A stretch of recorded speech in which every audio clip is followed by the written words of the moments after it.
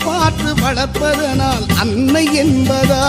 உனை தெய்வம் என்பதா, குருநாதன் என்பதா, என்னை பார்த்து பார்த்து வளர்ப்பதனால் அன்னை என்பதா, உனை கடவுள் என்பதா, கருணை வடிவம் என்பதா, உனை கடவுள் என்பதா, கருணை வடிவம் என்பதா, ஐயா ஞானதானம் தந்த உன்னை தந்தை என்பதா, உனை தெய்வம் என்பதா, குருநாதன் என்பதா, என்னை பார்த்து பார்த்து வளர்ப்பதனால் அன்னை என்பதா.